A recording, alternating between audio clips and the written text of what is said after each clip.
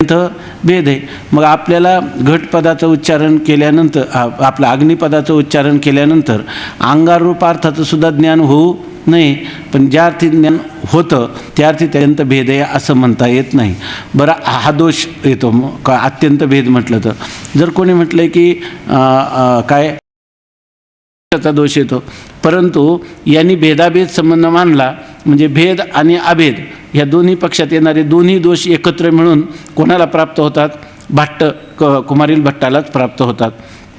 त्यासाठी त्यांचा एक उपहास करत असताना त्यांनी एक उदाहरण दिलं की जसा चोरी करणारास चोरीचा दोष आणि द्यूत खेळणारास द्यूताचा दोष आणि एकाच व्यक्तीने दोन्ही केल्यास दोन्ही दोष लागतात, त्याप्रमाणे भेदाभेद मानला असता भेदाभेद पक्षाचे दोन्ही दोष भट्टांचेच मतावर येतात आणि शक्तिवाद्यांच्या मतात केवळ भेदाचा अंगीकार आहे म्हणून दोष नाही।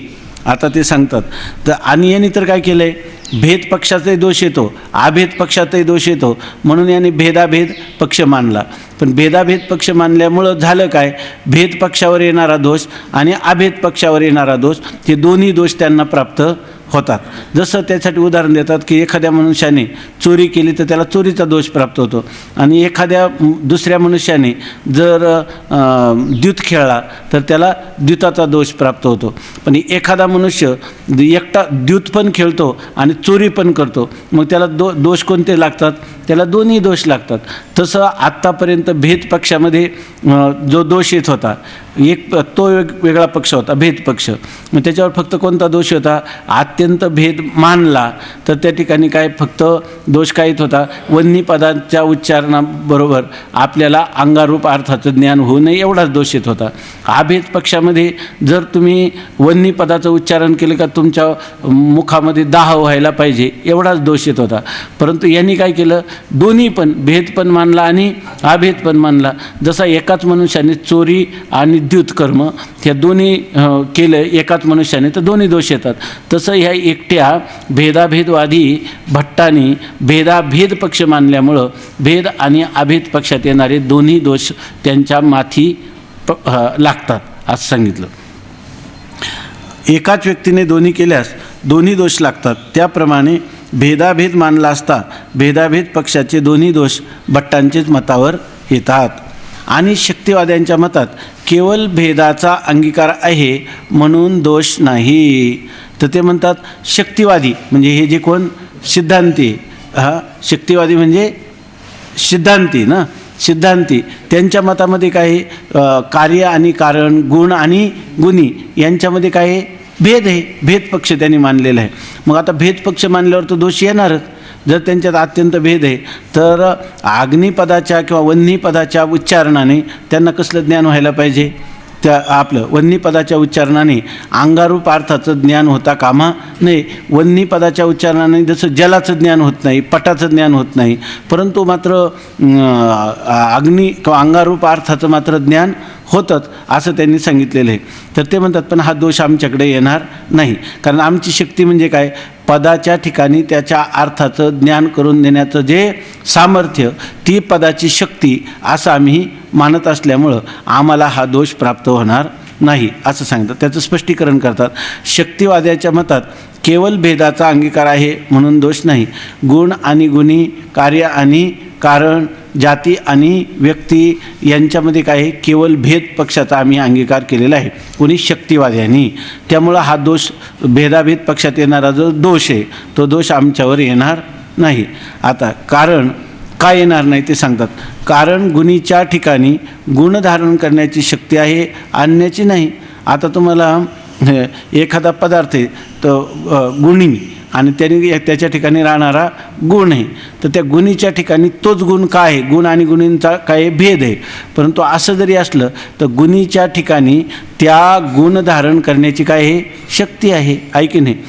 बरोबर ना, गुणीच्या ठिकाणी तो गुण धारण करण्याची शक्ती आम्ही मानलेली आहे, त्यामुळं आमच्यामध्ये भेदही मानतो आम्ही, गुण आणि गुणी यांच्यामध्ये भेद आहे, परंतु भेद असला तरी तो गुण धारण करण्याची गुणीच्या ठिकाणी काही शक्ती किंवा सामर्थ्य आहे असं आम्ही मानतो. गुणीच्या ठिकाणी गुण धारण करण्याची शक्ती आहे, अन्याची नाही. त्या गुणीच्या ठिकाणी तोच गुण धारण करण्याची शक्ती आहे, अन्याच्या ठिकाणी तो गुण धारण करण्याची शक्ती नाही. परंतु याचा अर्थ त्या दोघांमध्ये अभेद आहे असं नाही, ते दोन पदार्थ वेगळेच आहे. पण मग त्या ठिकाणी वन्नी पदाचा प्रयोग केल्याबरोबर अंगारूपच अर्थाचं ज्ञान का होतं, भेद मानू नये असं तुम्ही म्हणाल. अहो, त्या वन्नी पदामध्ये अशी शक्ती आहे का अंगारूप अर्थातच तुम्हाला ज्ञान व्हावं. भेद असूनही देखील गुण आणि गुणी यांच्या ठिकाणी आम्ही शक्ती मानलेली, त्या गुणीच्या ठिकाणी त्या गुणांना धारण करण्याची गुणाला धारण करण्याची शक्ती आहे असं आम्ही शक्तिवादी मानतो. त्याचप्रमाणे जाती व्यक्तीचा, क्रियेचा आणि कर्त्याचा केवळ भेदच आहे. जाती आणि व्यक्ती याच्यामध्ये काय आहे, भेद. क्रिया आणि कर्ता यांच्यामध्येही भेद आहे. तसंच कारण आणि कार्य यांच्यामध्येही भेद आहे. वाच्य आणि वाचक याच्यामध्येही भेद आहे. परंतु त्या वाचक शब्दाच्या ठिकाणी आमक्या वाच्याचं ज्ञान व्हावं अशी त्या वाचक पदाच्या ठिकाणी काय आहे, शक्ती आहे असं आम्ही मानतो. गुणीच्या ठिकाणी गुण धारण करण्याची शक्ती आहे, अन्याची नाही. त्याचप्रमाणे जाती व्यक्तीचा, क्रियेचा आणि कर्त्याचा केवळ भेदच आहे. तथापि व्यक्तीच्या ठिकाणी, मग त्या व्यक्तीच्या ठिकाणी ती जाती कशी राहते, तर व्यक्तीच्या ठिकाणी जाती धारण्याची, क्रियावानाच्या ठिकाणी क्रिया धारण करण्याची शक्ती आहे, अन्य धारण करण्याची शक्ती नाही. त्या क्रियावानाच्या ठिकाणी तीच क्रिया करण्याची शक्ती आहे, त्या व्यक्तीच्या ठिकाणी तीच जाती धारण करण्याची शक्ती आहे, त्या कारणाच्या ठिकाणी तेच कार्य करण्याची शक्ती आहे असं आम्ही म्हणतो. आणि कार्य आणि कारणामध्ये, वाच्यवाचकामध्ये भेदही आहे असंही आम्ही मानतो. म्हणून म्हणतात की तथापि व्यक्तीच्या ठिकाणी जाती धरण्याची, क्रियावानाच्या ठिकाणी क्रिया धारण करण्याची शक्ती आहे, अन्य धारण करण्याची शक्ती नाही. या रीतीने उपादान कारणाचा आणि कार्याचा, त्याचप्रमाणे गुण आणि गुणी यांचा भेदाभेद रूप तादात्म्य संबंध मानणे योग्य नाही. आता हे काल आपल्याला गेलो होतं, उपादान कारणाचा आणि कार्याचा यांचा यांच्यामध्ये काय आहे, भेद आहे असं मानतो. त्यांनी काय सांगितलं होतं की निमित्त कारणाचा आणि कार्याचा भेद आहे. कुंभारापासून घट जेव्हा उत्पन्न होतो तेव्हा कुंभार हा काय तटस्थ आहे. त्या ठिकाणी कुंभार जरी मरण पावला तरी एकदा घट निर्माण झाला की पुन्हा त्याचा काही संबंध येत नाही. परंतु मृत्तिका जी आहे ते घटाचं कोणतं कारण आहे, उपादान कारण. त्या उपादान कारणाचा कार्याशी कोणता संबंध आहे, तर त्याचा अभेद संबंध आहे का भेद संबंध आहे असं सांगितलं होतं. तर तो कुमारील भट्ट म्हणतात की त्याचा भेदही मानता येत नाही आणि अभेदही मानता येत नाही, म्हणून भेदाभेद संबंध मानावा असं त्यांचं मत होतं. आता आम्ही असं सांगतो की त्याच्यामध्ये काय आहे, केवळ भेदच आहे. परंतु उपादान कारण जे मृत्तिका आणि त्याचं कार्य जे घट, ह्या दोघांचा कोणता संबंध आहे, आपल्या ह्या दोघांमध्ये काय आहे, भेद आहे.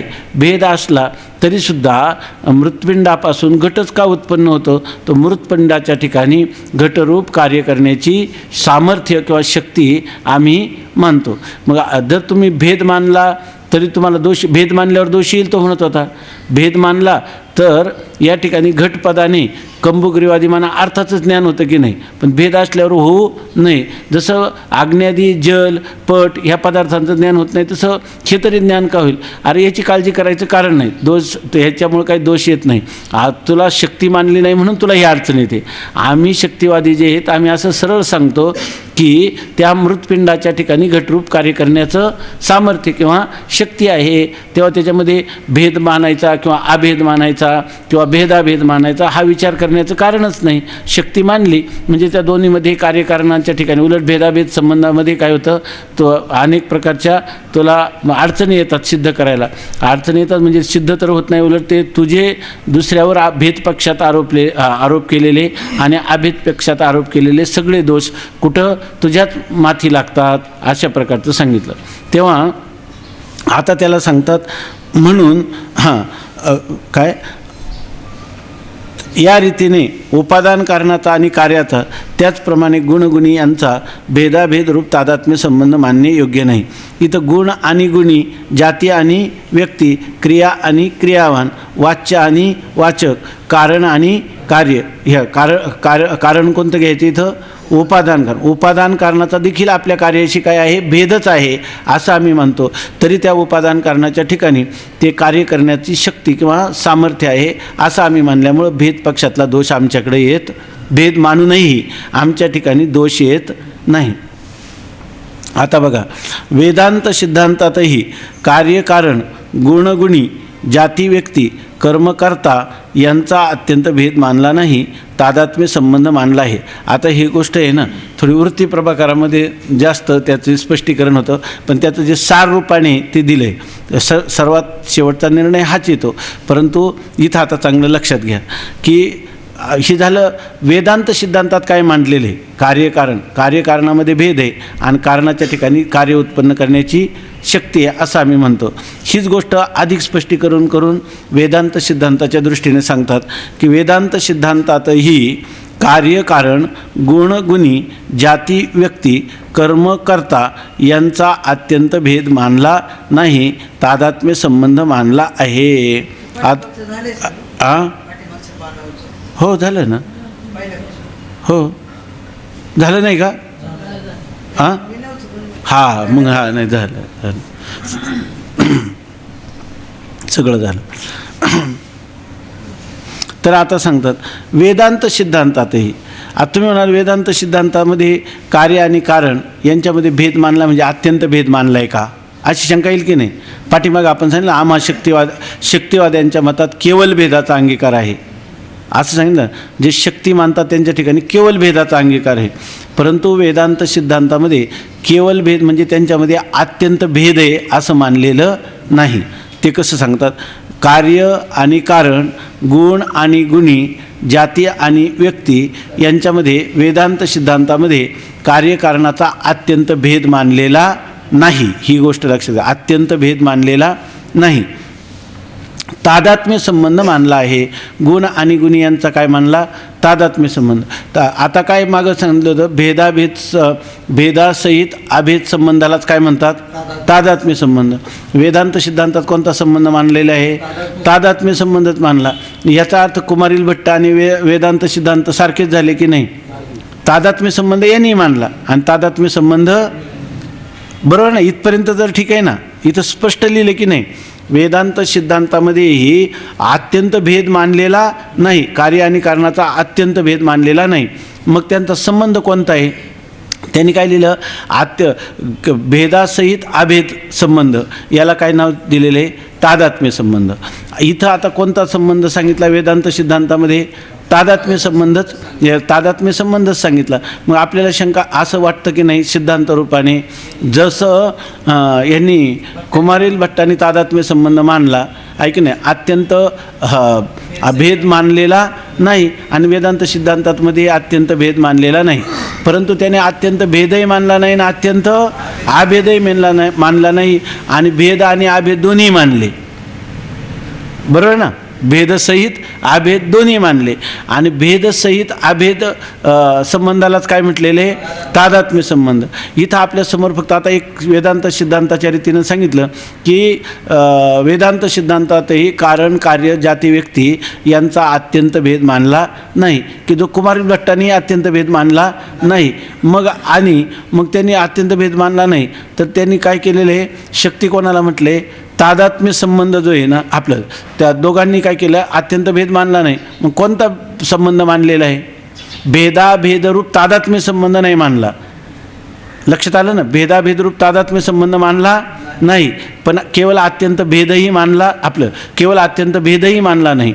मग त्यांनी कोणता संबंध सांगितला, भेदाभेदरूप तादात्म्य संबंध न सांगता केवळ तादात्म्य संबंध असं त्यांनी सांगितलेलं आहे.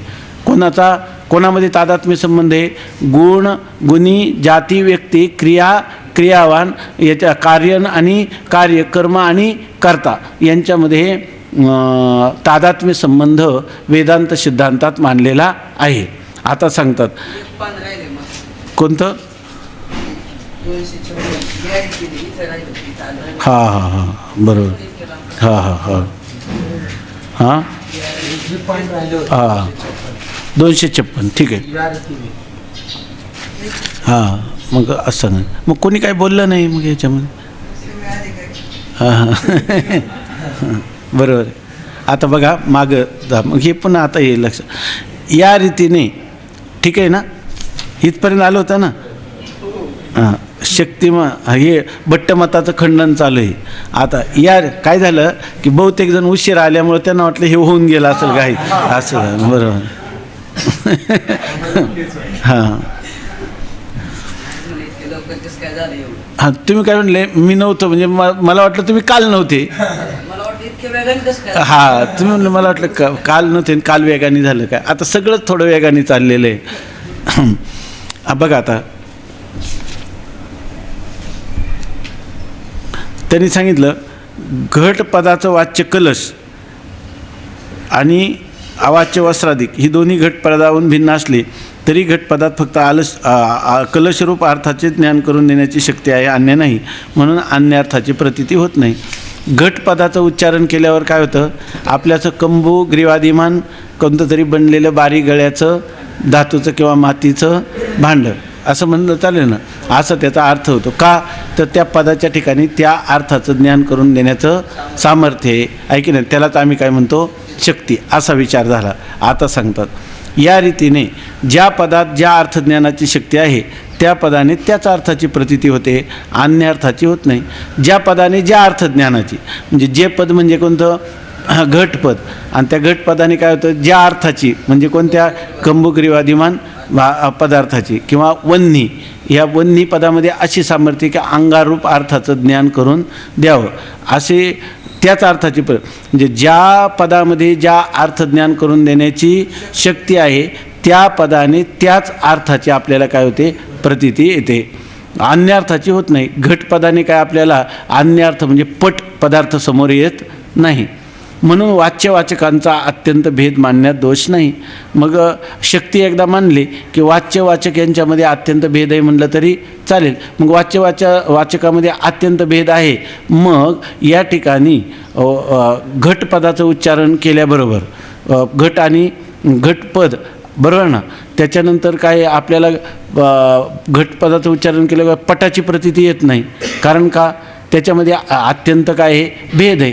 पण मग जशी पटरूप अर्थाची प्रतीती येत नाही त्याप्रमाणे घटरूप अर्थाची सुद्धा प्रतीती येऊ नये, कंबुग्रीवादिमान अर्थाची देखील प्रतीती येऊ नये.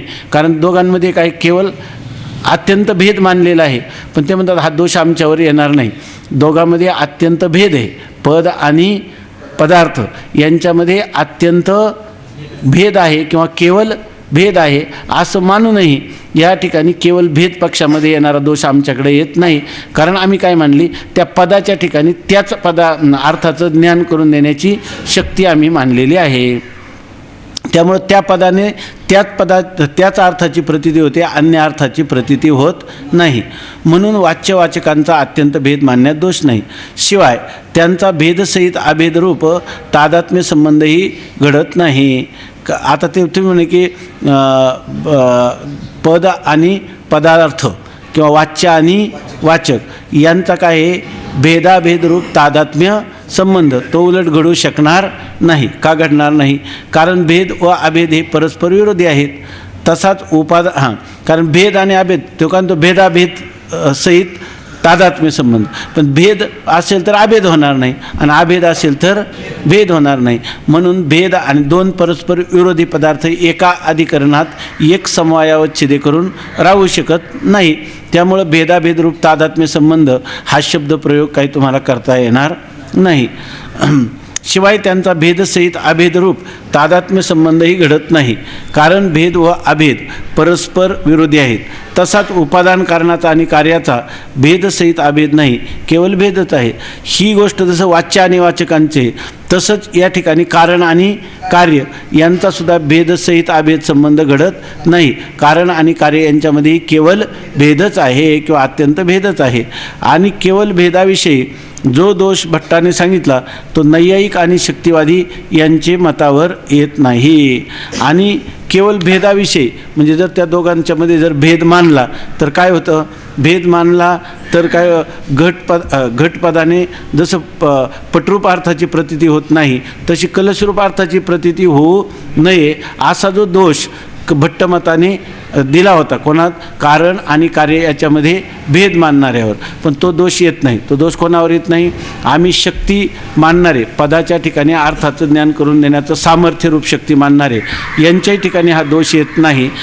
किंवा वेदांतामध्ये त्या पदाच्या ठिकाणी अर्थज्ञान रूप अर्थज्ञान जनकता रूप जी योग्यता, तिला शक्ती असं वैयाकरणी म्हणतात. तर त्यांच्यावर सुद्धा हा दोष येणार नाही आणि नैयायिकावरही हा दोष येणार नाही. का?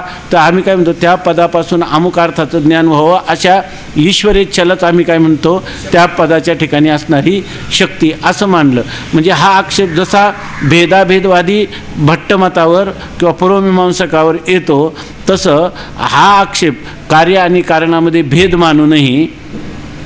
मानू नये येणारा जो दोष, तो दोष शक्तिवाद्यांवर येत नाही. म्हणजे वैयाकरण्यावरही येत नाही आणि नैयायिकावर सुद्धा येत नाही असं सांगायचं.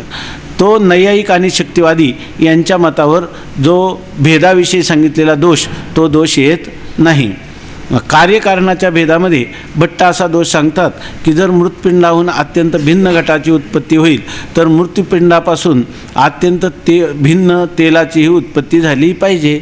आता ते म्हणतात भेदपक्षामध्ये काय दोष येतो? मृत्पिंड आहे आणि त्या मृत्पिंडापासून काय उत्पन्न होतं? घटच उत्पन्न होतं. परंतु घट आणि मृत्पिंड यांच्यामध्ये काय मानला? अत्यंत भेद. मग अत्यंत भेद असतानाही मृत्पिंडापासून काय होतो? घट. मग अत्यंत भेदाने युक्त कोण आहे? तेल पण आहे. मग त्या मृत्पिंडापासून काय निघायला पाहिजे? तेल. भिन्न असणारा जर घट निर्माण होतो तर भिन्न असणारा पट का निर्माण होऊ नये, तेल का निर्माण होऊ नये, असा दोष कोणी दिला होता? तादात्म्य संबंध, म्हणजे ज्याला भेदाभेदरूप तादात्म्य संबंध मानणाऱ्या कुमारील भट्टाने भेद मानणाऱ्या पक्षावर दोष दिला होता. जर मृत्पिंडाहून अत्यंत भिन्न घटाची उत्पत्ती होईल तर मृत्पिंडापासून अत्यंत भिन्न तेलाचीही उत्पत्ती झाली पाहिजे. जर तेलाची उत्पत्ती होत नाही तर अत्यंत भिन्न घटाची उत्पत्ती होणार नाही. परंतु कधीही मृत्पिंडापासून तेल उत्पन्न होत नाही. तेल उत्पन्न होत नाही कारण त्यांच्यात अत्यंत भेद आहे. मग आता घटसुद्धा उत्पन्न होऊ नये कारण घट आणि मृत्पिंड यांच्यामध्ये सुद्धा काय आहे? अत्यंत भेद आहे. असा जो भेदाभेदवादी तादात्म्य संबंध सांगणारा जो कुमारील भट्ट, त्याने हा दोष दिला होता. पण हा दोष नैयायिकांच्या मतात येत नाही. नैयायिकांवर हा दोष येणार नाही. त्याच्यापासून भिन्न घटाची उत्पत्ती का होत नाही? आपलं काय? भिन्न घटाची उत्पत्ती होणार नाही असा जो दोष दिला होता, हा दोष नैयायिकावर येत नाही. का येत नाही त्याचं सांगतात. कारण ते सर्व वस्तूच्या उत्पत्तीस प्रागभाव कारण मानतात.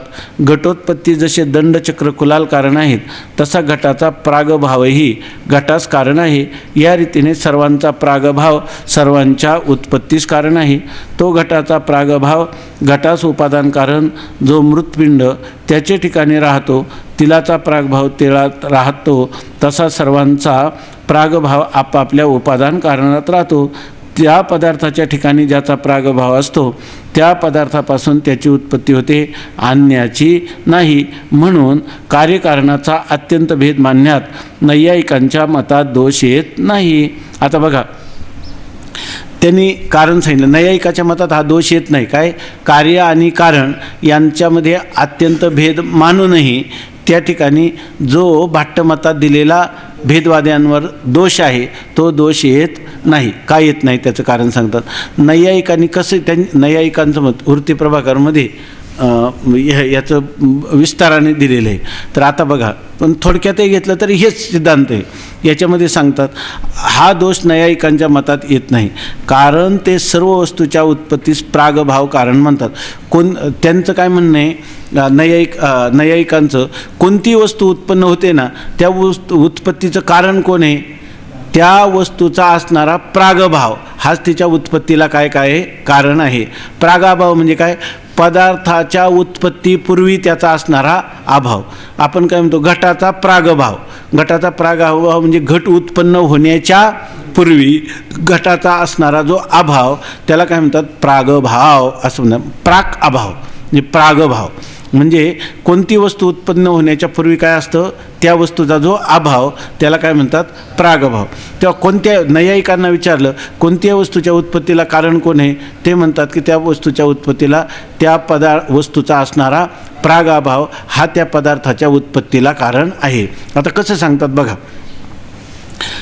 त्यांनी जी काय साधारण 9 साधारण कारणं सांगितली होती ना, काय, एक ईश्वर, ईश्वर इच्छा, ईश्वर प्रयत्न, ईश्वर ज्ञान, देश, काल, अदृष्ट, प्रागभाव आणि प्रध्वंसाभाव, प्रागाभाव आणि प्रतिबंधक अभाव. प्रागाभाव आणि प्रतिबंधक अभाव ही कोणत्याही पदार्थाच्या उत्पत्तीला साधारण कारण आहे अशी सांगितलं होतं, साधारण कारण. आणि असाधारण कारण कोणती सांगितले होते? असाधारण कारण घट म्हणलं तर त्याचं असणारं जे नाही ते तर हे मृत्तिका हे निमित्त का, त्या दंडचक्र कुलाल ही जी त्याची निमित्त का दंडचक्र कुलाल ही असाधारण कारण, आणि त्याचं मृत्पिंड हे कोणतं कारण आहे? उपादान कारण आहे. म्हणजे समवायी कारण त्याला ते म्हणतात, समवायी, असमवायी आणि निमित्त अशी 3च प्रकारची कारणं त्यांनी मानलेली. त्याच्यामध्ये जी साधारण कारणं सांगितली, त्या साधारण कारणामध्ये एक त्या वस्तूच्या कोणतं कारण, साधारण कारण, त्याच्यामध्ये 9 कारणं सांगितली, आणि त्या 9 कारणामध्ये एक प्रतिबंधक अभाव आणि प्रागभाव हे कारण सांगितलं. आता इथे यांना उत्तर देताना भेदाभेदवादी पक्षाला फक्त एवढंच उत्तर देतात की या ठिकाणी नैयायिकांनी कोणत्याही पदार्थाच्या उत्पत्तीच्या पूर्वी असणारा त्याचा जो अभाव, की ज्याला प्राग अभाव असं म्हणतात, तो प्राग अभाव हाच त्या वस्तूच्या त्या कार्याच्या उत्पत्तीला कारण आहे असा नैयायिकांचा सिद्धांत आहे. पुन्हा सांगतात हां हां हां हो, पण तसं त्याचं येतच ना, त्याचा अर्थ ते आता सांगणारच आहे ना. प्रागाभाव म्हणजे प्रागाभाव संपला की पुढच्या क्षणी कारण उत्पन्न होईल का ना, अव्यवहित उत्तर क्षणी कार्य होईल. पण अगोदर प्रागाभाव होता की नाही, म्हणजे ज्याला अव्यवहित पूर्वक्षणी कोणाचं होतं? प्रागाभावाचं. आता प्रागाभावाचं अस्तित्व वगैरे हे त्यांची मतं खंडित आहे नंतर, पण आता सध्या हे जी युक्ती सांगतात ती, तर ती युक्ती आपल्याला बरोबर इथं मानावीच लागते. कसं की कोणत्याही वस्तूच्या उत्पत्तीला कारण काय आहे? त्या वस्तूचा असणारा प्रागाभाव, म्हणजे उत्पत्तीच्या पूर्वी असणारा तिचा अभाव असतोच की नाही. घट उत्पन्न होतो त्याच्यापूर्वी प्रागाभाव असतोच की नाही, आणि तो त्याच्या उत्पत्तीला कसा कारण होतो हे सांगतात. आता कारण ते वस्तूच्या उत्पत्तीस प्रागभाव कारण मानतात. घटोत्पत्तीस जसे दंड चक्र कुलाल कारण आहेत, तसा घटाचा प्रागभावही घटास कारण आहे. आता घट उत्पन्न करायचा झाला तर त्याला दंड पाहिजे की नाही? चक्र, चाक पाहिजे. कुलाल म्हणजे कुंभार पाहिजे. घटाच्या उत्पत्तीला दंडचक्र कुलाल कारण आहे. परंतु उत्पत्ती ज्या अर्थी तुम्हाला सिद्ध करायची त्यावेळेला त्या घटाचा प्रागभाव आहे त्याचं कारण आहेत की नाही? जर घटाचा प्रागाभाव नसेल तर घट उत्पन्न झाला असा व्यवहार होईल का? म्हणजे प्रागाभाव आहे. दंडचक्र कुलाल ही जशी कारण आहे किंवा मृत्पिंड हे जसं कारण आहे, तसं त्याचा एक त्या पदार्थाचा प्रागाभाव हाही त्या घटाच्या उत्पत्तीला कारण तुम्हाला मानावाच लागेल. या रीतीने सर्वांचा प्रागभाव सर्वांच्या उत्पत्तीस कारण आहे. कोणताही पदार्थ घ्या, त्या पदार्थाचा प्रागभाव हा त्या पदार्थाच्या उत्पत्तीला कारण आहे. म्हणजे सर्वांचा प्रागभाव हा सर्वांच्या उत्पत्तीला कारण आहे. तो घटाचा प्रागभाव घटास उपादान कारण जो मृत्पिंड त्याचे ठिकाणी राहतो. आता तो प्रागभाव काय करतो? त्या घटाची उत्पत्ती करतो. पण हा प्रागभाव कुठं राहतो? घटाचा प्रागभाव राहतो कुठं? त्याचा आश्रय काय? असा जर विचार केला तर घटाचा प्रागभाव कुठं राहतो? घटाचं उपादान कारण जे मृत्पिंड, त्या मृत्पिंडामध्ये काय घट तयार झाला आहे का? अजून नाही. परंतु त्याला राहायला तर काहीतरी आश्रय पाहिजे की नाही? तो आश्रय कोण आहे? मृत्पिंड. म्हणजे घटाचा प्रागभाव हा घटोत्पत्तीच्या पूर्वी कुठं राहतो? मृत्पिंडामध्ये. किंवा तो मातीचा चिखलाचा केलेला गोळा, त्या गोळामध्ये ह्या घटाचा प्रागभाव राहतो. कारण तो कुठं राहतो? कोणत्याही पदार्थाच्या उत्पत्तीच्या पूर्वी त्याचा प्रागभाव हा त्याच्या उपादान कारणात राहत असतो. मग घटाचं उपादान कारण कोण आहे? मृत्पिंड. म्हणून तो कुठं राहतो? मृत्पिंडामध्ये राहतो. जो घटाचा प्रागभाव घटास उपादान कारण जो मृत्पिंड त्याचे ठिकाणी राहतो. आता तेलाचा प्रागभाव कुठं राहतो? त्या तेलाचं उपादान कारण कोण आहे? तीळ. म्हणून तेलाचा प्रागभाव तिळात राहतो. ऐके नाही. आणि वस्त्राचा प्रागभाव कुठं राहतो? पटाचा प्रागभाव तंतूमध्ये राहतो, कारण कोणत्याही पदार्थाचा प्रागअभाव हा त्याच्या उत्पत्तीच्या पूर्वी कुठं राहत असतो, आपल्या आपल्या उपादान कारणात राहत असतो. तसा सर्वांचा प्रागभाव आपापल्या उपादान कारणात राहतो. ज्या पदार्थाच्या ठिकाणी ज्याचा प्रागभाव असतो त्या पदार्थापासून त्याची उत्पत्ती होते, अन्याची नाही. ज्या पदार्थाच्या ठिकाणी, इथं ज्या पदार्थ म्हणजे कोणता, घट पदार्थ. आणि घट पदार्थाच्या ठिकाणी ज्याचा प्रागभाव असतो म्हणजे काय, नाही, ज्या पदार्थाच्या ठिकाणी म्हणजे मृतपिंडाच्या ठिकाणी, ज्या पदार्थाच्या ठिकाणी म्हणजे मृतपिंडाच्या ठिकाणी ज्याचा प्रागभाव असतो म्हणजे घटाचा प्रागभाव असतो, त्या पदार्थापासून म्हणजे काय, मृतपिंडापासून त्याची उत्पत्ती होते म्हणजे घटाची उत्पत्ती होते. म्हणजे बघा, ज्या पदार्थाच्या ठिकाणी म्हणजे मृतपिंडाच्या ठिकाणी ज्याचा प्रागभाव असतो म्हणजे ज्या घटाचा प्रागभाव असतो, त्या पदार्थापासून म्हणजे त्या मृतपिंडापासून त्या पदार्थाची म्हणजे घटाची उत्पत्ती होते, अन्याची नाही म्हणजे पटाची नाही. म्हणून कार्यकारणांचा अत्यंत भेद मानण्यात नैयायिकांच्या मतात दोष येत नाही. तेव्हा नैयायिकांनी जरी कार्यकारणामध्ये भेद मानला तरीसुद्धा त्या ठिकाणी हा दोष त्यांच्या ठिकाणी येईल का, की मृतपिंडापासूनच घट कसा काय उत्पन्न होतो, आहे की नाही, भेद आहे, अत्यंत भेद आहे. तर मृतपिंडापासून घट का उत्पन्न होतो, आम्ही घट उत्पत्तीचं कारण मृतपिंड नाही सांगितलं, आम्ही काय म्हणतो, घट उत्पत्तीला कारण कोण आहे, त्या घटाचा असणारा प्रागभाव आहे. मग प्रागभाव आहे तर प्रागभावापासून घट उत्पन्न होतो का, न असता हा सज्ज आहे, ते असतापासून सत कसं काय उत्पन्न होईल, आहे की नाही. अहो तो प्रागभाव आहे ना, तो घटाच्या उत्पत्तीपूर्वी घटाचा असणारा प्रागभाव राहतो कुठं. तुम्ही म्हणाल मृतपिंडापासूनच घट कसा, अत्यंत भेद आहे तर मृतपिंडापासून घटच कसा उत्पन्न होतो, पटका उत्पन्न होत नाही. अहो ज्या पदार्थामध्ये ज्या पदार्थाचा प्रागभाव राहत असतो त्या पदार्थापासून त्या पदार्थाची उत्पत्ती होते, असा आमचा नियम आहे. ह्या नियमाकडे तुम्ही पहा.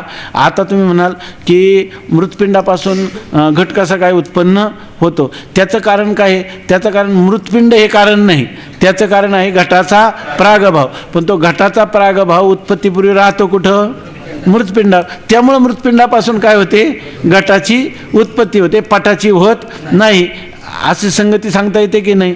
या ठिकाणी असतवाद येतो का गळ्यामध्ये, नाही. आम्ही असतापासून घट उत्पन्न झाला असं म्हणतोय का, प्रागभावापासून झाला. आम्ही काय म्हणतो, प्रागभावापासून झाला, हेही बरोबर आहे. आणि प्रागभावापासून झाला तर अभावापासून झाला हे सांगण्यात तात्पर्य नाही. तो प्रागभाव त्या पदार्थाच्या उत्पत्तीपूर्वी ज्या ठिकाणी राहतो कुठं, मृतपिंडापासून, त्या मृतपिंडापासून त्याच पदार्थाची म्हणजे ज्याचा प्रागभाव होता त्याच पदार्थाची काय होत असते, उत्पत्ती होते. मग कार्यकारणामध्ये भेद आहे का, नाही आहे. आणि तरीसुद्धा त्या अमुक कारणापासून अमुकच कार्य उत्पन्न होईल का, नाही होईल. कारण का, त्या पदार्थाचा प्रागभाव तिथं जिथं राहतो त्या पदार्थापासून त्याची उत्पत्ती होते. मृतपिंडापासून, कारण आम्ही काय मानलेले, मृतपिंडापासून घटच का उत्पन्न होतो, पटका उत्पन्न होत नाही, होणार नाही. कारण त्या मृतपिंडरूपी कारणामध्ये घटरूपी कार्य उत्पन्न करण्याचं सामर्थ्य आहे, अन्य उत्पन्न करण्याचं सामर्थ्य नाही. म्हणून या ठिकाणी नैयायिकाच्या मतात देखील दोष येत का, काय शक्तिवाद्यांच्या मतामध्ये. तर या ठिकाणी शक्तिवादी जे आहेत तर ते सांगतात की ह्या घटाच्या, पण हे तर म्हणता येईल ना, घटामध्ये ते त्या पदार्थाचा प्रागभाव ज्यामध्ये राहतो त्यापासून तेच कार्य उत्पन्न होतं, अन्य कार्य उत्पन्न होत नाही. कारण त्यांनी सांगितलं की इथं असं पुढे पण सांगतात, ज्या पदार्थाच्या ठिकाणी ज्याचा प्रागभाव असतो त्या पदार्थापासून त्याची उत्पत्ती होते, अन्याची नाही. म्हणून कार्यकारणाचा अत्यंत भेद मानण्यात नैयायिकांच्या मतात दोष येत नाही. बघा आता पुढे सांगतात हे सामर्थ्यरूप शक्ती. तसेच सामर्थ्यरूप शक्तिवाद्यांच्या मतातही दोष येत नाही. आम्ही सामर्थ्यरूप शक्ती मानतो तर आमच्याही मतात कार्य आणि कारणाचा काय आहे, भेदच आहे. तरी अमुक कारणापासून अमुकच कार्य का उत्पन्न व्हावं हा दोष आमच्या ठिकाणी येत नाही. शक्तिवाद्यांच्या मतात काय येत नाही, कारण मृतपिंडात घट उत्पन्न करण्याची सामर्थ्यरूप शक्ती आहे, तेल उत्पन्न करण्याची नाही. आम्ही काय म्हणतो, मृतपिंड जो आहे, आता आम्ही नैयायिकांसारखं म्हणत नाही प्रागभाव कुठं राहतो, मग ज्याचा प्रागभाव ज्याच्यामध्ये राहतो त्या पदार्थापासून त्या पदार्थाची उत्पत्ती होते असं आम्ही सिद्धांत सांगत नाही नैयायिकाप्रमाणे. आम्ही काय शक्तिवादी आहे, परंतु आम्ही काय मानतो की ज्या पदार्थापासून जो पदार्थ ज्या कारणापासून जे कार्य उत्पन्न होतं त्या कार्य आणि कारणामध्ये भेद असला तरी त्या अमुक कारणापासून अमुकच कार्य उत्पन्न व्हावं अशा प्रकारची त्या कारणाच्या ठिकाणी शक्ती आम्ही मानलेली किंवा सामर्थ्य आम्ही मानलेलं आहे. त्यामुळं कार्यकारणाचा भेद मानूनही अमुक कारणापासून अमुकच कार्य का उत्पन्न व्हावं असा दोष आमच्या ठिकाणी येत नाही, कारण आम्ही कोण आहे शक्तिवादी आहे. शक्तिवादी कोण आहेत, वेदांती आहेत का दुसरे? नाही, त्यांनी हे दोन्ही प्रकाराने दिसतंय. कारण काय व्याकरणाचं वैयाकरणाचं खंडन केलं. कसं केलं की तो काय म्हणतो अमुक पदापासून कोणत्याही पदाच्या ठिकाणी त्या अर्थाचं ज्ञान करून देण्याची जे अर्थज्ञान जनकता रूप जी योग्यता त्यालाच आम्ही काय म्हणतो शक्ती असं म्हणतो. आणि सिद्धांती काय म्हणतो शक्ती अमुक पदापासून अमुक अर्थाचा बोध व्हावा अशी त्या पदाच्याच ठिकाणी काय हे शक्ती. त्यामुळे आणि पुढे जाऊन त्याचं खंडन पण केलं ना काल की तो त्याच्या ठिकाणी तो सामर्थ्य रूप शक्ती जर मानत नसेल तर सामर्थ्य जोर बल हे सगळे एकार्थवाची शब्द आहे आणि तो त्याला शक्ती मानतच नसेल तर त्यांनी त्याचं खंडन केलं ना नपुसकाचं अमोघ वीर्य वगैरे. याचा अर्थ त्याच्या ठिकाणी शक्ती नाही म्हटलं आणि पुन्हा काय म्हणतो अर्थजनकता रूप सामर्थ्य. अर्थजनकता रूप सामर्थ्य म्हणतो आणि सामर्थ्य म्हणजे शक्ती नाही असं म्हणतो. हे म्हणणं काय परस्पर विरोधी आहे किंवा वदतो व्याघात दोषाने युक्त आहे असं सांगितलं. इथं वेदांत सिद्धांताप्रमाणे तो सांगतो. याच्यात दुसरं कोण घेता येईल? व्याकरण आणि वैयाकरणी आणि वेदांती हे दोनच घे शक्ती कारण यांनी शक्तीची तशी भेदाभेद ताबातात्म्य संबंधाला जे शक्ती म्हणतात त्या भाट्टमताचं तर खंडनच झालं. आता नैयायिकांचं स्पष्टीकरण झालं. आता राहिलेले दोन शक्तिवादी कोण राहिलं? वैयाकरणी आणि म्हणजे वेदांती आणि वैयाकरणी. तसेच सामर्थ्यरूप शक्तिवाद्यांच्या मतातही दोष येत नाही, कारण मृत्पिंडात घट उत्पन्न करण्याची सामर्थ्यरूप शक्ती आहे, तेल उत्पन्न करण्याची नाही. आता सामर्थ्यरूप शक्ती मानणाऱ्याच्या मतामध्ये दोष काय येत नाही त्याविषयी सांगतात. कारण मृत्पिंडात घट उत्पन्न करण्याची सामर्थ्यरूप शक्ती आहे, घट उत्पन्न करण्याचे नाही. आपलं तेल उत्पन्न करण्याचे नाही. मृत्पिंडात घट उत्पन्न करण्याची सामर्थ्यरूप शक्ती आहे, तेल उत्पन्न करण्याची नाही. तसेच तिळात तेल उत्पन्न करण्याचे सामर्थ्य आहे, घट उत्पन्न करण्याचे सामर्थ्य नाही. तिळाचं पासून काय मिळतं? तेलच मिळतं, घट उत्पन्न होत नाही. कारण का? तिळाच्या ठिकाणी घट उत्पन्न करण्याची शक्ती नाही, तेल उत्पन्न करण्याची शक्ती. मृत्पिंडाच्या ठिकाणी घट उत्पन्न करण्याची शक्ती आहे, तेल उत्पन्न करण्याची शक्ती नाही. म्हणून मृत्पिंडापासून घटाची उत्पत्ती होते, तेलाची नाही. तिळापासून तेलाची उत्पत्ती होते, घटाची नाही. हे लक्षात आलं ना? या रीतीने उपादान कारणाचा आणि कार्याचा अत्यंत भेद मानण्यात काही दोष नाही. म्हणजे उपादान कारण आणि कार्य ह्या दोन्हींच्याही ठिकाणी अत्यंत भेद मानूनही त्या ठिकाणी आपल्याला संगती लागते. कार्य आणि कारणामध्ये भेद आहे, कार्य आणि कारणामध्ये केवळ भेद आहे किंवा अत्यंत भेद आहे, तरीसुद्धा त्या कारणाच्या ठिकाणी अशी एक शक्ती आहे की त्या कारणापासून अमुक एकच कार्य निर्माण व्हावं असे ते कार्य निर्माण करण्याचं जे सामर्थ्य किंवा सामर्थ्यरूप शक्ती ह्या शक्तिवाद्यांच्या ठिकाणी हा दोष येत नाही. भेद मानून देखील संगती लागते असं सांगितलं. आता खाली आता पुन्हा जे झालं तेच परत वाचतो. अगोदर झालेलंच आहे, पुन्हा क्रमाने आले तर वाचतो. भट्टांनी मानलेला भेदाभेदच असंगत आहे. म्हणजे आता शक्तिवाद्यांच्या रीतीनं निरूपण झालं की नाही, याची संगती लागली की नाही. उलट ते म्हणतात की बाबा उलट तू जो भेदाभेद पक्षावर दोष दिला होता त्याच्यासाठी भेद पक्षावरचा दोष येऊ नये म्हणून तो अभेद मानला, अभेद पक्षावरचा दोष येऊ नये म्हणून तो काय मानला? भेदाभेद. मग भेदाभेद रूप संबंध मानला, त्याचंच नाव तो तादात्म्य संबंध असं दिलं आणि संगती सांगण्याचा प्रयत्न केला. परंतु झालं काय की हे भेद पक्षाचे आणि अभेद पक्षाचे दोन्ही दोष कोणावर आले? उलट तो भट्टांच्याच मतावर आले किंवा तुझ्याच मतामध्ये आले. ते कसे आले त्याविषयी सांगतात. भट्टांनी मानलेला भेदाभेदच असंगत आहे. भेदाभेदाविषयी भट्टांनी सांगितलेले दोन्ही दोष भट्टमताच येतात. भेद संबंधाने आणि अभेद संबंधाने सांगितलेले जे दोष आहेत ते दोन्ही दोष कोणाकडे येतात? भट्टमतामध्येच येतात. कसे? कारण त्यांनीच भेदसहित अभेदाचा अंगीकार केलेला आहे. भेदसहित अभेदाचा अंगीकार कोणी केला? कुमारील भट्टानेच केला. कार्यकारणाचा भेद आणि अभेद आहे, भेद आहे म्हणून त्यांनी सांगितलं कार्य आणि कारण, जाती, व्यक्ती, काय सगळं क्रियावान या सगळ्यांचा काय आहे, भेद आहे. आणि पुन्हा काय आहे, अभेद आहे. भेदही आहे आणि अभेद आहे. का म्हटले तर भेद आहे म्हणून भेद पक्षात दिलेला दोष. जर कार्यक्रमात केवळ भेदच मानला तर भेद पक्षात येणारा दोष म्हणजे कोणता, की मृतपिंडापासून घटच कसा उत्पन्न होतो, आहे की नाही, जर भेद मानला तर, बरोबर आहे ना. म्हणून आणि अभेद पक्षात दिलेला दोष कोणता आहे, वन्नी पदाचं उच्चारण केलं की काय दाह व्हायला पाहिजे, हा दोष होता. म्हणून अभेद पक्षात दिलेला दोष, हे दोन्ही दोष त्यांनाच लागतात. कोणाला, कुमारील भट्टालाच लागतात. जसा चोरी करणारा चोरीचा दोष आणि दूध खेळणारा द्यूताचा दोष, आणि एकाच व्यक्तीने दोन्ही केल्यास दोन्ही दोष लागतात. एखाद्या माणसाने चोरी केली तर त्याला काय होईल, चोरी दोष. एखाद्याने द्यूत खेळला तर द्यूताचा दोष, आणि जर दोन्ही केले तर दोन्ही दोष लागतील. तसं भेद पक्षाचा दोष एक, अभेद पक्षाचा दोष, भेद पक्ष केला तर एक दोष लागेल, अभेद केला तर एक दोष लागेल. आणि भेद आणि अभेद त्याने दोन्ही मानले तर काय होईल, उलट दोन्ही. पहिल्यांच्यावर तरी एकच दोष होता, याच्यावर काय झाले, दोन्ही आले. त्याप्रमाणे भेदाभेद मानला असता भेदाभेद पक्षाचे दोन्हीच दोष भट्टांचे मतावर येतात. कुमारील भट्टाने भेदाभेद पक्ष मानला तर काय होतं, दोन्ही दोष म्हणजे भेद पक्षातलाही दोष कोणावर येतो, त्याच्यावर, आणि अभेद पक्षाचाही दोष कोणावर येतो, त्याच्यावरच. आणि शक्तिवाद्यांच्या मतात केवळ भेदाचा अंगीकार आहे म्हणून दोष नाही. शक्तिवाद्यांवर हा दोष येत नाही.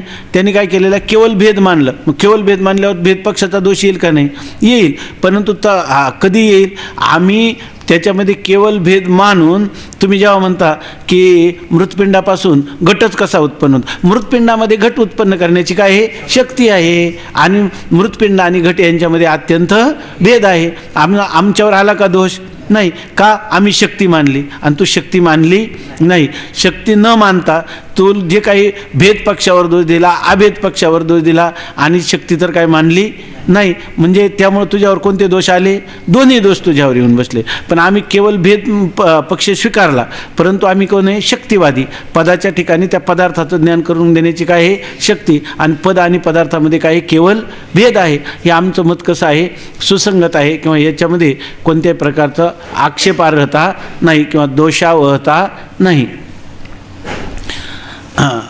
शक्तिवाद्यांच्या मतात केवळ भेदाचा अंगीकार आहे म्हणून दोष नाही, कारण गुणीच्या ठिकाणी गुण धारण करण्याची शक्ती आहे, अन्याची नाही. आमचं स्पष्टीकरण आहे, गुणाच्या ठिकाणी त्या गुणीच्या ठिकाणी अमुक एक गुण धारण करावा अशीच त्याची काय आहे, त्या गुणीची शक्ती आहे. त्याचप्रमाणे जाती व्यक्तीचा क्रियेचा आणि कर्त्याचा केवळ भेदच आहे. जाती आणि व्यक्ती, क्रिया आणि कर्ता यांचा काय आहे, भेदच आहे. तथापि मग तरी असला भेद असला तर मग ती अमुक व्यक्तीच्याच ठिकाणी अमुक जाती का राहते, तर त्या व्यक्तीच्या ठिकाणी अमुकच जाती धारण करायची अशी काय हे योग्यता आहे. त्या गुणीच्या ठिकाणी अमुकच गुण धारण करायचं अशी काय हे योग्यता आहे. त्या कर्त्याच्या ठिकाणी अमुकच क्रिया करायची अशी काय आहे, असं त्याच्या ठिकाणी सामर्थ्य आहे. त्याचप्रमाणे जाती व्यक्तीचा क्रियेचा आणि कर्त्याचा केवळ भेदच आहे. तथापि व्यक्तीच्या ठिकाणी जाती धरण्याची, क्रियावानाच्या ठिकाणी क्रिया धारण करण्याची शक्ती आहे, अन्य धारण करण्याची शक्ती नाही. या रीतीने उपादान कारणाचा आणि कार्याचा, त्याचप्रमाणे गुणी यांचा भेदाभेद रूप तादात्म्य संबंध मानणे योग्य नाही. आता याच्यावरून सिद्ध काय झालं, कोणतंही उपादान कारण किंवा कार्य, क्रिया आणि क्रियावान, जाती आणि व्यक्ती, गुण आणि गुणी यांचा भेदाभेद रूप तादात्म्य संबंध मानणं योग्य नाही. आता यानंतर आहे ना, आता खरं म्हणजे हे जे चिंतन आहे आपल्याला, हे सर्व चिंतन झालं आता खंडन मंडनात्मक, पण आपल्या वेदांत सिद्धांतामध्ये ह्या कारण कार्याचा कशा प्रकाराने विचार केलेला आहे, गुणगुणी, जाती, व्यक्ती याचा सिद्धांत रूपाने आता सांगतात. एवढी गोष्ट चांगली लक्षात घ्या. इथं पहिल्यांदा काय वाटतं, अहो कुमारील भट्टाचंच मत सिद्धांत त्यांनी मानल्यासारखं आहे, कारण शब्द काय आहे, सारखे. तर ते शब्द जरी सारखे असले तर प्रत्येकाचा अर्थ मात्र काय आहे, भिन्न आहे. वेदांत सिद्धांतीही तादात्म्य संबंध मानतो, कुमारील भट्टसुद्धा काय करतात, तादात्म्य संबंध मानतात. पण दोन्ही दिसती सारखी, वर्म जाणे तो पारखी. आता त्याच्यामध्ये काय आहे ते सांगतात. बघा, वेदांत सिद्धांतातही कार्यकारण गुणगुणी जाती व्यक्ती कर्मकर्ता यांचा अत्यंत अभेद मानला नाही. आता तिथं वर काय सांगितलं, केवळ भेद, आपला अत्यंत भेद मानला नाही. आतापर्यंत जे आपण पाहिलं नैयायिकांच्यामध्ये कार्य आणि कारण जाती व्यक्ती यांच्यामध्ये काय म्हणला, अत्यंत भेद मानला. नैयायिकांनी काय स्पष्टीकरण केलं, अत्यंत भेद मानूनही त्यांनी सांगितलं कोणत्याही वस्तूचा जो प्रागाभाव आहे तो प्रागाभाव ज्याच्यामध्ये राहतो, प्रागाभाव त्या ज्याच्यामध्ये राहतो त्या पदार्थापासून काय होते, त्या पदार्थाची उत्पत्ती होते, अशी संगती सांगितली. शक्तिवाद्यांनी काय संगती सांगितली, त्या पदाच्या त्या क्रियावानाच्या ठिकाणी ती क्रिया करण्याचं काय आहे, सामर्थ्य आहे, त्यालाच आम्ही शक्ती म्हणतो, अशा रीतीने सांगितलं. आणि पुन्हा काय म्हणतो आम्ही, क्रिया आणि क्रियावान जाती व्यक्ती यांच्यामध्ये अत्यंत भेद मानतो असं मानलं. बरोबर आहे ना. पण वेदांत सिद्धांतामध्ये जाती व्यक्ती क्रिया क्रियावान किंवा कार्य कारण वाचक गुण आणि गुणी यांच्यामध्ये नैयायिकांप्रमाणे किंवा केवळ शक्तिवादी वैयाकरण्याप्रमाणे या ठिकाणी अत्यंत भेद मानलेला नाही. बरोबर ना, अत्यंत भेद मानलेला नाही, ही गोष्ट लक्षात ठेवायची. वेदांत सिद्धांतातही कार्यकारण गुणगुणी जाती व्यक्ती, आता तुम्ही मागं विचारलं होतं ना मागचं शक्तिवाद्यांपासून काय घ्यावं, आता शक्तिवादी वेदांत त्याच्यात समाविष्ट केला तरी हरकत नाही, पण वेदांताने केवळ भेद मानलेला नाही. म्हणून या ठिकाणी तिथं शक्तिवादी म्हणून फक्त कोण घ्यावा, वैयाकरणी घ्यावा त्या ठिकाणी वेदांत घेऊन, कारण वेदांत सिद्धांताचं आता सांगतात. आणि त्यांनी काय समर्थन केलं, जाती व्यक्तीमध्ये अत्यंत भेद मानून त्याची संगती सांगितली. इथं हां आता काय हरकत नाही, प्रौढ म्हणून आपण अगोदर दोन्ही तर चालतं शक्ती म्हणून घेतलं तर काय हरकत नाही. पण इथं जेव्हा वेदांताचं स्वतंत्र मत सांगतात तेव्हा वेदांत सिद्धांतामध्ये जाती आणि व्यक्ती किंवा क्रियावानामध्ये अत्यंत भेद मानलेलाच नाही, ही एक महत्त्वाची गोष्ट आहे ना. म्हणून या ठिकाणी तिथं शक्तिवादी म्हणजे केवळ वैयाकरणी घ्यावी. आणि या ठिकाणी आता कोणी वेदांताचं स्पष्ट म्हणजे नामनिर्देश करूनच सांगतात. वेदांतामध्ये मात्र बघा, वेदांतामध्ये इतर हे शक्तिवाद्याप्रमाणे किंवा नैयायिकाप्रमाणे कार्य आणि कारण यांच्यामध्ये अत्यंत भेद मानलेला नाही असं सांगतात. वेदांत सिद्धांतातही कार्यकारण गुणगुणी जाती व्यक्ती कर्मकर्ता यांचा अत्यंत भेद मानला नाही. मग काय मानले, तादात्म्य संबंध मानला आहे, परंतु तो भट्टमताप्रमाणे भेदाभेदरूप तादात्म्य संबंध नाही, तर भेदाभेदाहून विलक्षण अनिर्वचनीय तादात्म्य संबंध आहे. हे सर्वात महत्त्वाचं आहे की या ठिकाणी दोघांनी काय मानलेलं आहे, वेदांत्यांनी काय मानलेलं आहे, गुणगुणीमध्ये तादात्म्य संबंध. आता आपल्याला शंका येते की नाही, कुमारील भट्टाचं जसं आहे तसंच कोणाचं आहे, वेदांत्याचं आहे, पण तसं नाही. आता सांगितलं जमीन आसमानामध्ये, जमीन आसमाना इतकं त्याच्यामध्ये काय आहे, अंतर आहे. ते कसं आहे ते सांगतात. हा जो कुमारील भट्टांनी तादात्म्य संबंध मानला, तो कोणता तादात्म्य संबंध मानला, भेदाभेदरूप तादात्म्य संबंध मानला. त्याच्यामध्ये भेदाभेदरूप तादात्म्य संबंध मानत असताना ज्याचा ज्याच्याशी भेद आहे किंवा ज्याचा ज्याच्याशी आभेद आहे, हे दोन्ही पदार्थ काय मानलेले, सत्य मानलेले, दोन्ही पदार्थ काय मानलेले, सत्य मानून त्यांचा भेदाभेदरूप तादात्म्य संबंध सांगितलेला आहे. लक्षात आलं ना, दोन्ही सत्य मानून त्यांचा भेदाभेद रूप, कारण दोन पदार्थ जर सत्य मानले तरच काय होईल, त्यांचा भेद किंवा अभेद यांचं त्याला चिंतन सांगता येईल. मग त्या भेदाभेद रूप जे तादात्म्य संबंध आहे त्यालाच त्यांनी काय म्हटलेले, शक्ती. तर कुमारील भट्टाचा जो संबंध आहे तो कोणता, भेदाभेद रूप तादात्म्य संबंध आहे.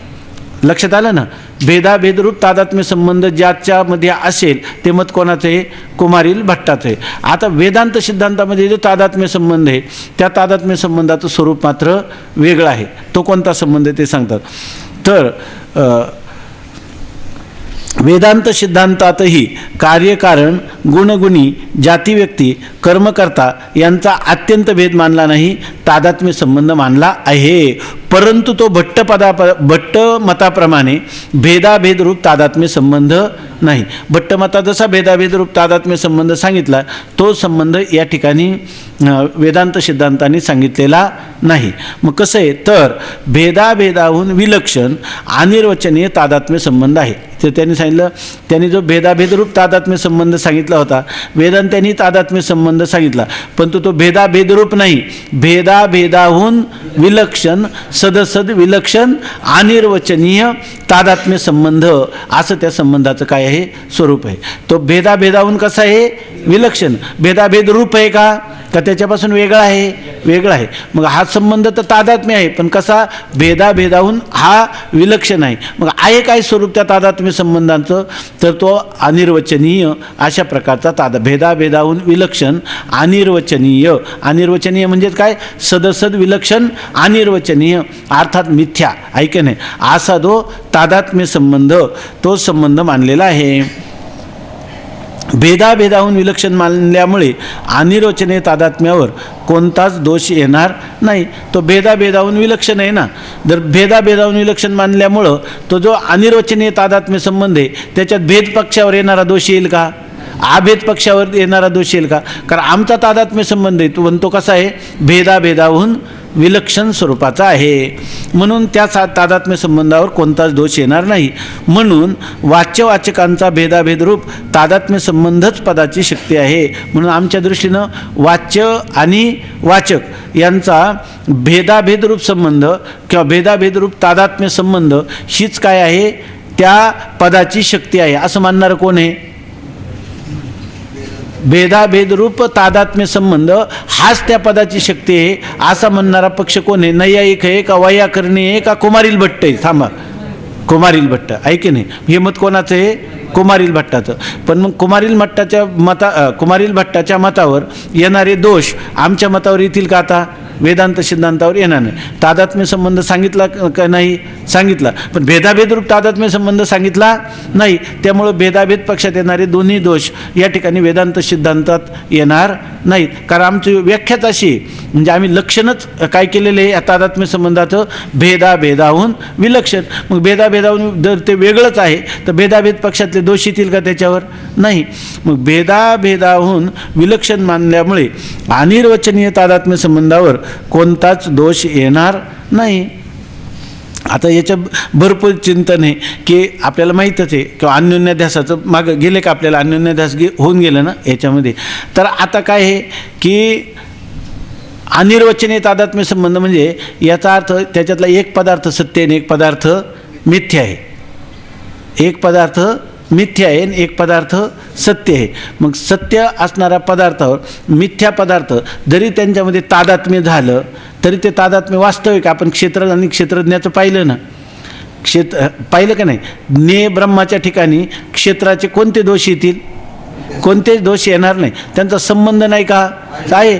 तो जे क्षेत्र येते त्या ने ब्रह्मावर काय अध्यस्त आहे, ऐक नाही, अध्यस्त आहे, बरोबर ना.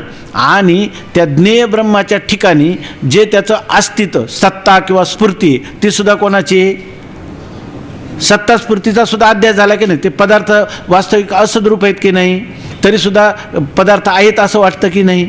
मग ती सत्ता कोणाची आली, म्हणजे ते ज्ञेयाचीच आली की नाही. आणि त्याचं स्फुरण ज्ञानसुद्धा कोणाचं आहे, हे झालं. आता तो पदार्थ जो उत्पन्न झाला आहे तो कसा आहे, स्वरूपाने अध्यस्त आहे. म्हणून आपण स्वरूपाध्यास आणि संसर्गाध्यास दोन्ही पाहिलं ना. अन्योन्याध्यासामध्ये स्वरूपाध्यास आणि संसर्गाध्यास आहे. मग ते जे पदार्थ, जसं रज्जूवर सर्प आहे तो स्वरूपानेच अध्यस्त आहे की नाही, का रज्जूवर सर्प आहे खऱ्या अर्थाने. मग आता तो जो अध्यस्त पदार्थ आहे त्या अध्यस्त पदार्थाच्या गुणांनी आणि दोषांनी तर अधिष्ठान यत्किंचित सुद्धा संबंधित होईल का, नाही. तसं या ठिकाणी त्या अध्यस्त पदार्थाचे कितीही दोष असले तर त्या दोषाचा अधिष्ठानाशी काही संबंध येत नाही. तसा या ठिकाणी तादात्म्याध्यास झाला, कारण अनिर्वचनीय आहे ना हा संबंध. कसा आहे, तादात्म्य संबंध आहे, कसा आहे, सदसद विलक्षण, अनिर्वचनीय. मग ह्या अनिर्वचनीय संबंध दोघांचा जरी आला म्हणजे याचे धर्म त्याच्यावर भासले तरीसुद्धा त्या पदार्थाला सत्यत्व येईल काय, त्या पदार्थाला सत्यत्व येणार नाही. आणि त्या पदार्थाचे गुणदोष ह्याही पदार्थाला लागणार नाही.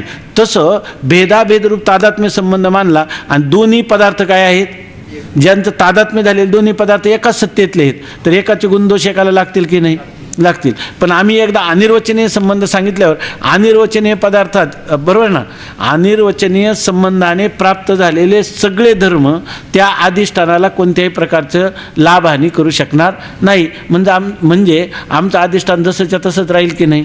आणि आद्यस्थ पदार्थ हा तत्वता स्वरूपाच्या ठिकाणी सिद्धच होणार नाही. आणि त्याच्या ठिकाणी भासणारं सत्तास्फुरण हे ते आद्यस्थाचं नसून ते कोणाचं आहे, अधिष्ठानाचं. पण अधिष्ठान संबंधाने ते कुठं अधिष्ठानाचं सत्तास्फुरण भासलं, कुठं भासलं का त्याच्या ठिकाणी आहे, भासलं म्हणजे तादात्म्य संबंधाशिवाय भासलं का, आहे की नाही. पण तो तादात्म्य संबंध नाही का, आहे. पण सत्य आहे का, नाही. तो कसा आहे, अनिर्वचनीय तादात्म्य संबंध.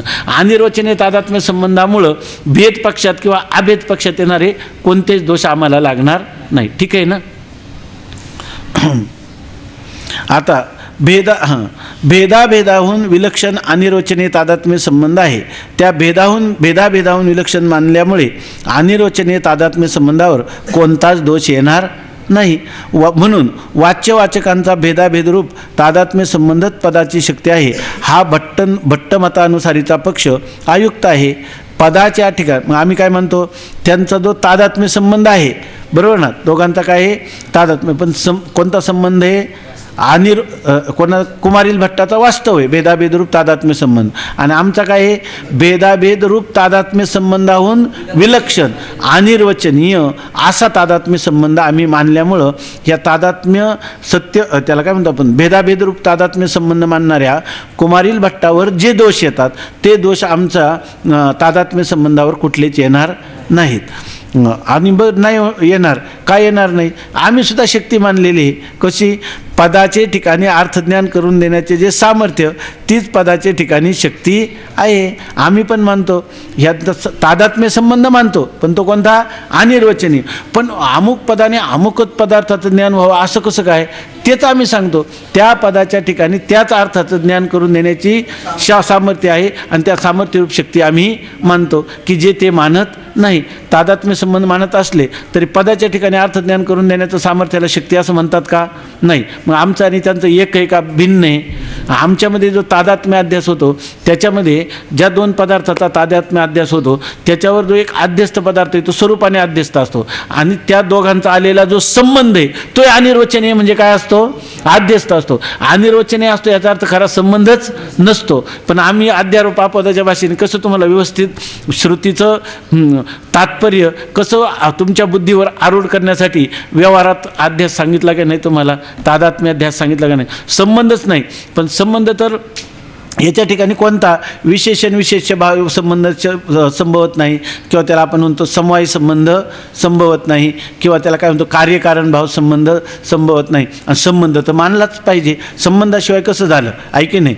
तर मग तादात्म्य संबंध मानला, पण तो कोणता मानला, भेदाभेदाहून विलक्षण अनिर्वचनीय तादात्म्य संबंध मानून आम्ही संगती सांगितली. पण याच्यामध्ये मग आता भेद पक्षाचे दोष येतील का, अभेद पक्षाचे दोष येतील का, तो ज्याच्यावर हा ज्या अध्यास काय झाला, आम्हाला तादात्म्य अध्यास झाला त्यातला एक पदार्थ काय आहे, आद्यस्थ आहे, आणि एक काय आहे, अधिष्ठान. आद्यस्थाचे धर्म अधिष्ठानाला लागतील का, नाही. बरं, आद्यस्थाची जी प्रतीती आली ती कोण, त्या आद्यस्थाच्या जे सत्तास्फूर्ती ती कोणाची आहेत, कोणाचे, अधिष्ठानाचे. अधिष्ठानाचे तिथं भासले का वास्तव आहेत का अनिर्वचनीय उत्पन्न झाले.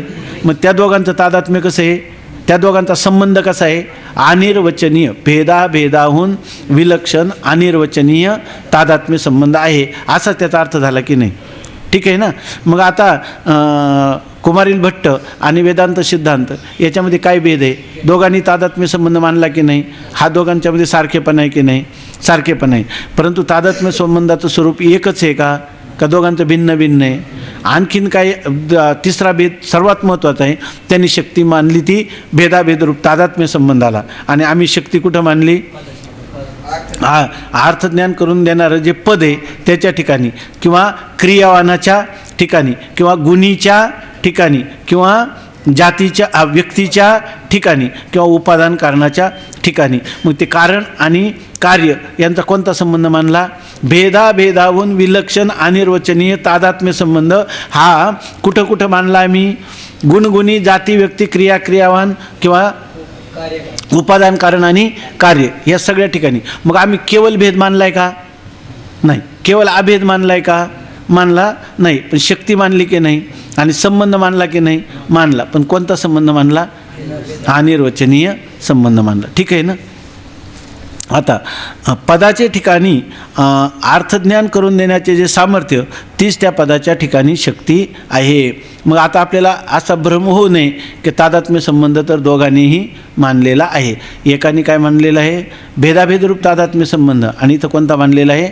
अनिर्वचनीय तादात्म्यरूप संबंध. एवढा परिच्छेद वाचू का राहू द्यायचं? वाचू. हां. याप्रमाणे पदाच्या ठिकाणी असणाऱ्या शक्तीने ज्या पदार्थाचे ज्ञान होते त्यास शक्य म्हणतात. आता पुढे लक्षणं करायचं ना, त्याच्यासाठी आपल्याला त्याच्या अगोदर जे पारिभाषिक शब्द आहे ते सांगतात.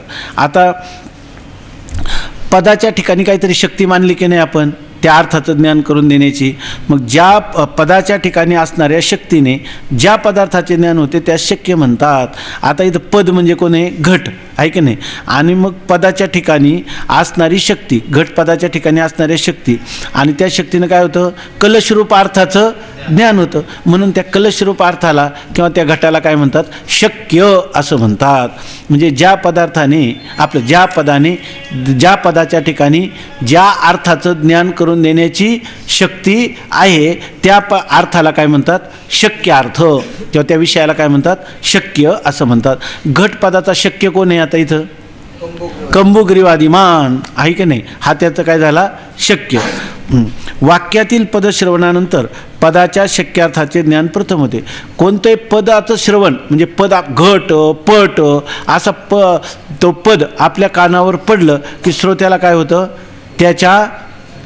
त्याच्या शक्यार्थाचं ज्ञान होतं. पट म्हटलं की कोणतं तरी तंतूने विणवलेलं असं एखादं वस्त्र असं आपल्याला लक्षात येतं. वन्ही अग्नी म्हटलं की आपल्याला काय होतं? अंगारूप अशा प्रकारचा अर्थ होतो. म्हणून तो अंगारूप अर्थ कोणता आहे त्याला काय म्हणायचं? शक्य अर्थ. आणि पद कोणतं आहे त्याचं? वन्ही आहे की नाही. म्हणजे त्या वन्ही पदाने काय होतं? अंगाररूप असणाऱ्या शक्याचं ज्ञान होतं, किंवा त्या पदाच्या ठिकाणी असणाऱ्या सामर्थ्याने ज्याचं ज्ञान होतं त्याला काय म्हणतात? शक्य.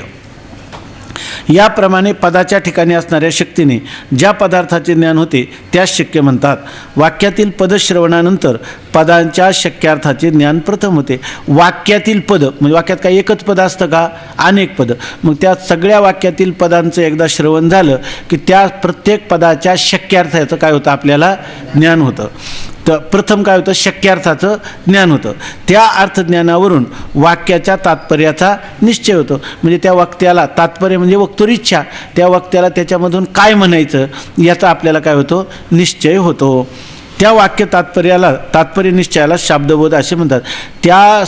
पहिल्यांदा काय होतं? आपल्याला शाब्दबोध होतो, आणि नंतर काय होतं? त्या सगळ्या प्रत्येक शब्दाचा शक्यार्थ कळतो, आणि नंतर त्या वाक्यातील आलेली जेवढी पदं आहे त्या पदावरून आपल्याला सगळ्यांचा शक्यार्थ कळलेला असतो, आणि नंतर त्या वाक्यामध्ये त्या पदांचा अन्वय करून आपल्याला काय होतो? त्या वाक्यार्थाचा बोध होतो, किंवा आपलं काय होतं? वाक्यातील तात्पर्याचा निश्चय होतो.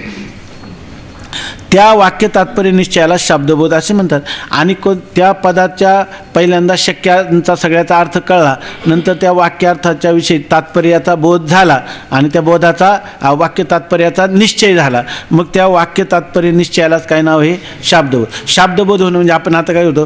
प्रत्येक ग्रंथकर्त्याचं जे वाक्य आहे त्या वाक्यामध्ये त्या वक्तुरिच्छा तात्पर्य त्याला अमुकच म्हणायचं असा निश्चय झाला, म्हणजे याला म्हणायचं वाक्य तात्पर्य निश्चय. आणि वाक्य तात्पर्य निश्चयाचं दुसरं नाव काय आहे? शाब्दबोध. आता हे जे ग्रंथाचं चिंतन करतो याच्यातून आपल्याला काय झालं पाहिजे?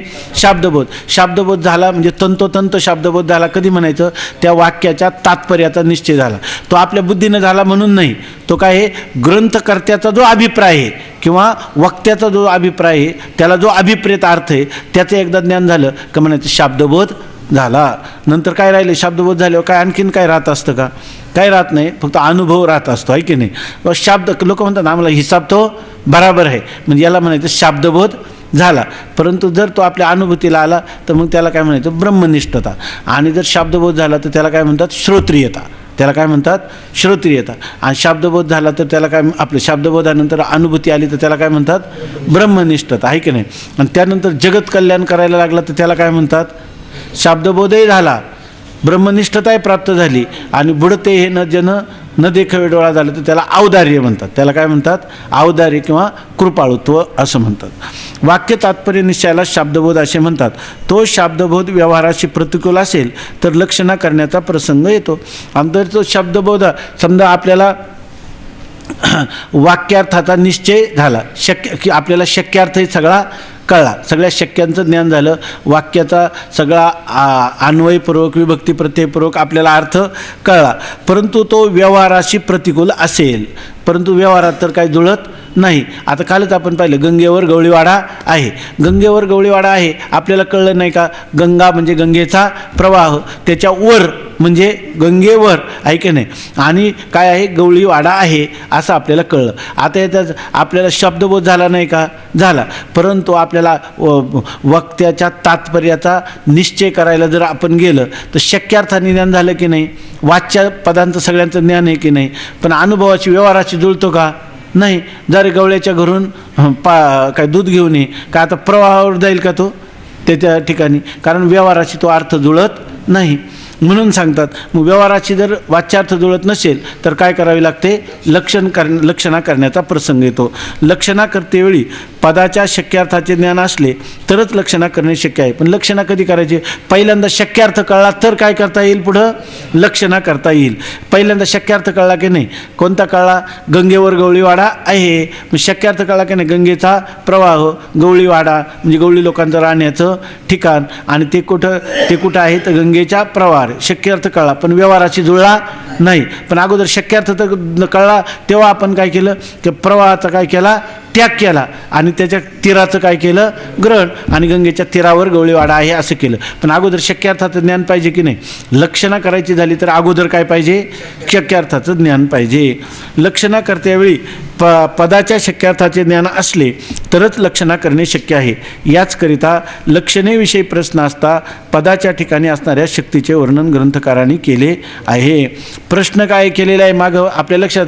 लक्षणा म्हणजे काय, आणि मध्येच काय सांगायला केली सुरुवात? शक्ती सांगायला सुरुवात केली. कारण शक्तिवृत्तीनं ज्ञान झालं नाही तर लक्षणावृत्ती करायचीच कशी, किंवा लक्षणा करताच कशी येईल? म्हणून त्यांनी सांगितलं, विचारलाय प्रश्न लक्षणे संबंधाने शिष्याने, आणि उत्तर काय केलं? द्यायचं शक्ती संबंधाने द्यायला सुरुवात केलेली आहे. याचकरता लक्षणेविषयी प्रश्न असता पदाच्या ठिकाणी असणाऱ्या शक्तीचे वर्णन ग्रंथकारांनी केले आहे. शक्तीने शक्यार्थाचे ज्ञान होते. आता काय म्हणतात? शक्तीनं काय होतं? शक्यार्थाचं ज्ञान होतं. त्या पदाच्या द्वारा ज्या पदार्थाचं ज्ञान होतं ते कोणतं ज्ञान होतं? शक्यार्थाचं ज्ञान होतं. आणि शक्य संबंध हेच लक्षणेचे स्वरूप आहे. अगोदर काय होतं? शक्यार्थाचं ज्ञान होतं. आणि शक्य कशाला म्हणतात? ज्या पदाने ज्या अर्थाचा बोध होतो त्या अर्थाला काय म्हणतात? शक्य. आणि त्या शक्याशी जे संबंधित असेल तर त्याला काय म्हणतात? लक्षणं. जर गंगेवर गवळीवाडा आहे तर त्या ठिकाणी गंगेवर गवळीवाडा, तर गंगा काय झाला? प्रवाह, हा शक्यार्थ कळला, बरोबर ना? आणि मग शक्यार्था संबंधाने मग त्या आपण काय केलं?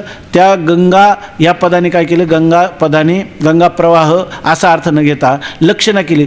त्या शक्य गंगा प्रवाहाच्या संबंधाने कोण आहे? तीर, म्हणजे तीरावर गवळीवाडा आहे. तेव्हा लक्षणं करता आली की नाही?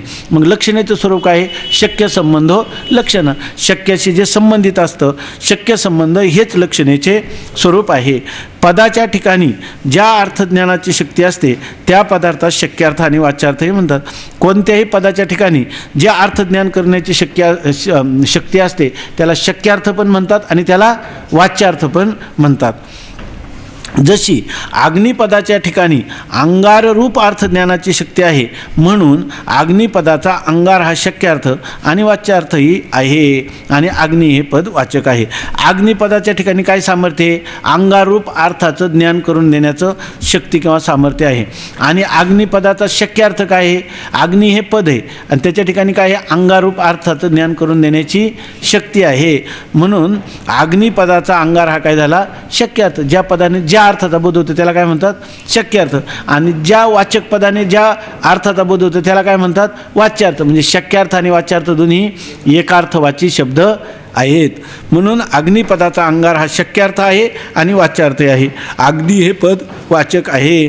आता तुम्ही सांगा बरं, घट या पदाचा कलशरूप जो अर्थ आहे तो वाच्यार्थ आहे का शक्यार्थ आहे? दोन्ही पण आहे, वाच्यार्थही त्यालाच म्हणतात आणि शक्यार्थही त्यालाच म्हणतात. आता याच्यानंतर लक्षणेचे भेद. आता हे जे विषय आहेत, तुम्ही जर घरूनही चांगलं पाहून आले, त्याच्यातलं विशेषतः जर पाठच करून आले किंवा हे झाल्यानंतर जरी इथं समजून घेऊन नंतर जरी पाठ केलं तर कायमचं लक्षात राहतात. नाहीतर पुन्हा आपल्याला जद लक्षणा काय, अजद लक्षणा काय, हे कारण आयुष्यभर आपल्याला भागत्याग लक्षणा तर आपल्याला वेदांतामध्ये अत्यंत उपयोगी लक्षण आहे.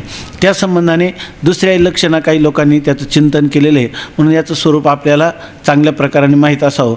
म्हणून आपण जर अधिक पुन्हा वाचून आले तर उद्या आणखी त्याचं इथं लवकर स्पष्टीकरण होईल. पुंडलिक वरदा हरी विठ्ठल. श्री ज्ञानदेव तुकाराम ज्ञानेश्वर महाराज की जय. म्हणा आपण.